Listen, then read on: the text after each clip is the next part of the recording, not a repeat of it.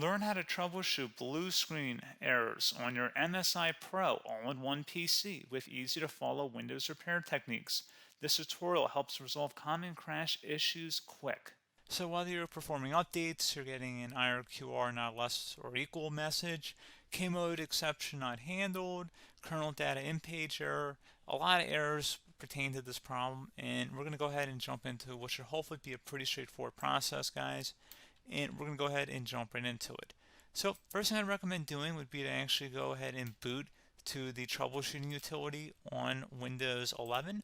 So if you do a hard power off 3 times in a row, Windows should automatically attempt to launch the starter prepare utility. And if it doesn't find anything, it will give you the option to select advanced settings, in which case it would take you to a screen that looks like this. Now, if it does not take you to a screen that looks like this, or you're unable to get to that, you can also download the Windows 10 Media Creation Utility, or Windows 11. They probably will make a creation utility for Windows 11 at some point. And it doesn't really matter. You can actually run the Windows 10 utility on Windows 11 as far as I'm aware. And you should be able to run the troubleshooting utilities built in within it. So you just would go ahead and download it to an ISO file and then burn it to a DVD or USB. It'd have to be about 4 gigabytes or more. It couldn't be a small USB flash drive, and it couldn't be a CD. It'd have to be a DVD. And then you'd boot your computer from it. So depending on the computer manufacturer, you'd have to tap a different key on your keyboard in order to launch that menu, in order to select what boot drive you want to go off of. So it could be anything between the escape key, F2, F8, F12, for example. And those are the function keys on the top of your keyboard. So you may have to just do a little bit of trial and error. Shouldn't take you more than a couple minutes. Googling it would probably be best before you even begin. But anyway, we're ready to go ahead and jump right into it. So we're on the choose an option page. So these will look very similar whether you're booting from it directly within Windows itself, or if you're plugged in a USB flash drive with the media creation utility installed and you selected the recovery option. So when you are setting up your Windows 11 installation or Windows 10, depending on the drive you're using, there should be an option to repair your computer in the bottom left corner of the dialog window, one of the first screens that comes up. You go ahead and select that, and then it would take you to a troubleshooting screen like you see here. And you want to go ahead and select troubleshoot, reset your PC, or see advanced options. And then there are going to be a whole bunch of options in here that we're going to explore in today's video. The first one, we're going to actually go underneath advanced options and then select startup prepare, fix problems that keep Windows from loading. So go ahead and select that first.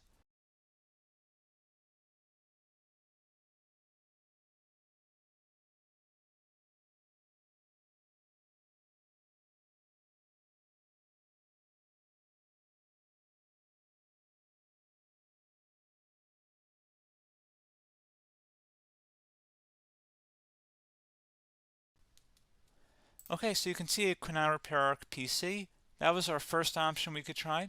Something else, if we go back into advanced options here and then select troubleshoot, we're going to go underneath advanced options again. You can go ahead and actually access safe mode by selecting startup settings. And then if you select the restart button, you have the option on the screen select safe mode with networking, which will give you a key on the screen. It'll tell you which key to press to enter that. I believe it's the F7 key. It'll do that for you. I'm not going to go over that in today's tutorial because I don't really want to go into safe mode, but you're more than welcome to attempt that by going into here and then selecting restart. Again, it'll launch another screen. It'll say what key do you want to press, and it'll give you like 7 or 8 different options, and you want to select safe mode with networking.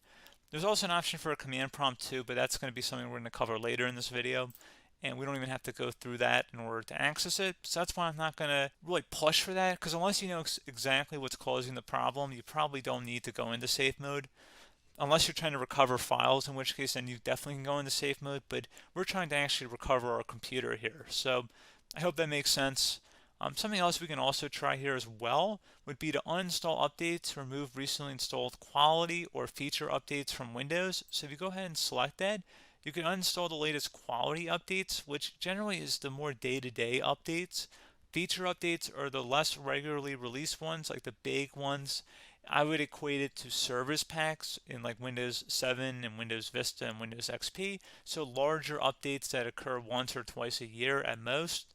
And the quality updates are more just a regular update. So probably obviously depend. It'll take longer if you're going to try and uninstall the latest feature update versus quality update, and maybe you don't need to go back that far. So just giving you guys a couple of pointers with that.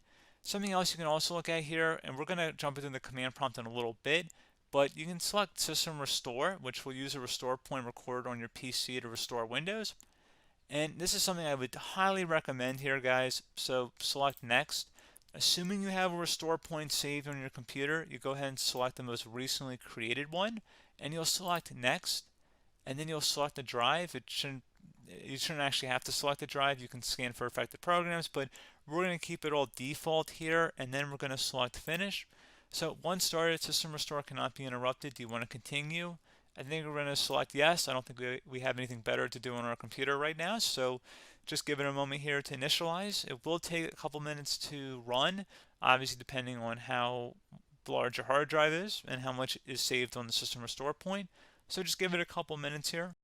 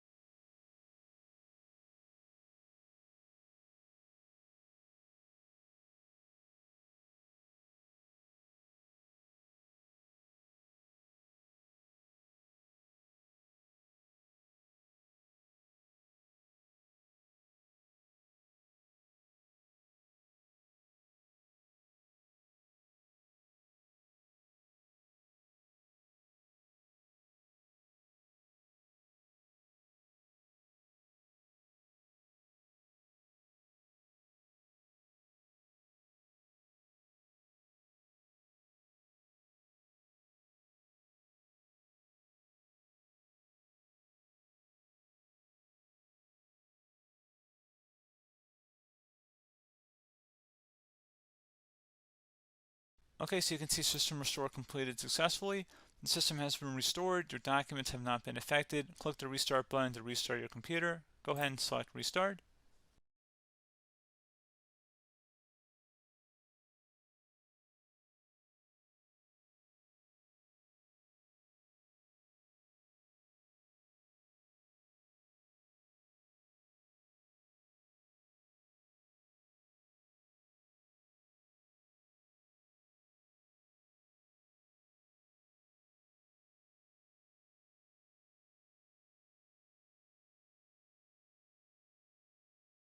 Okay, so you can see the system has been restored successfully. We're going to go over a couple different methods in addition to that if that did not work. So I'm just going to pause the video and we're going to start back on the recovery screen that we started with. Okay, so a couple other things we can try here too. If you go back into troubleshoot, you can select reset your PC, while you choose to keep or remove your personal files and then reinstalls Windows. You can select to keep my files, which will remove apps and settings but keeps your personal files. You can also select remove everything, which will remove all of your personal files, apps, and settings. So this is more of a factory reset, the second option here. First option, it should not delete all of your personal files. However, it will pretty much clear most of your programs. And keep in mind, there's no guarantee that your information, number one, is even still available and easily recoverable on your computer to the point that you actually would be able to recover anything. And the second point is that there's always a chance that it won't actually recover and it will just do a factory reset anyway. So there's no guarantee that actually would keep your files anyway. So I would recommend trying to get a recovery tool and backing that up first before selecting it anyway. But again, those are a couple different options. And then something else you can try here if you go back to the choose an option. Another option, if you go underneath choose an option and select troubleshoot, advanced options, and now select where it says command prompt. Okay, so the first thing we should do is type our main hard drive here. In most cases, it should be the C drive. So you just do a C colon and then hit enter on your keyboard. So once you're underneath the C drive, we're going to type in dir and then hit enter on your keyboard. It should have program files, users, and Windows all in there. That's how you know you're in the right directory.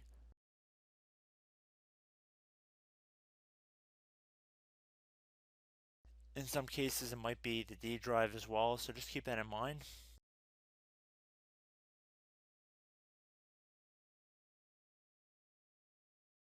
Next thing we're going to do is type in cd space / Windows / system 32 / config,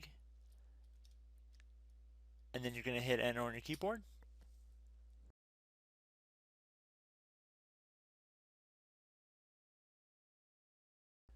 So now you're going to type md space backup. If you've seen other tutorials, it might also say to put down md backup. That's because the backup name is pretty common when you want to back something up. So you can name this whatever you want, doesn't have to be backup. So if you've already made a backup folder in the past, you could do backup 1, for example. So once you're done setting the name you want the backup to be called, hit enter on your keyboard again.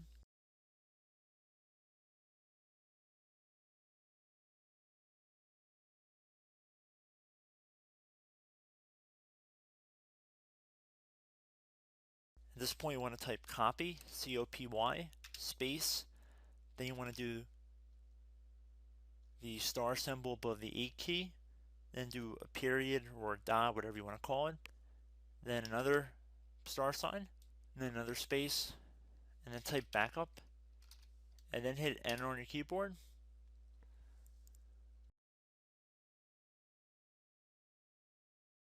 Now you want to type cd reg back, REG BACK, and then hit enter on your keyboard.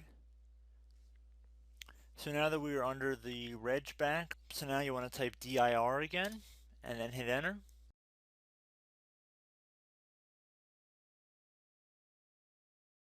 So now at this point we're going to type copy again. So copy, space, star sign, dot, another star sign, space, and then 2 dots. So we're going to type copy, space, star sign, dot, sign, star sign, dot, dot, and then hit enter on your keyboard again.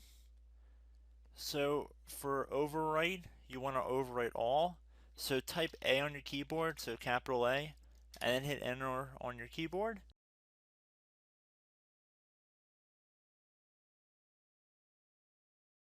So at this point, you should be good to go. You can close out of the command prompt window, and if you accidentally continue to Windows 10, you should be all set. So I hope one of these 3 or 4 different methods we went through in this tutorial helped you guys out. Again, I'm not sure if you guys heard me earlier, but try to go back into your safe mode if possible and uninstall any programs you know might be conflicting with the Windows startup if you can get into safe mode. So just keep that in mind. Something very simple like that could be blocking up everything. So again, I hope this tutorial helped you guys out, and I will catch you in the next tutorial. Goodbye.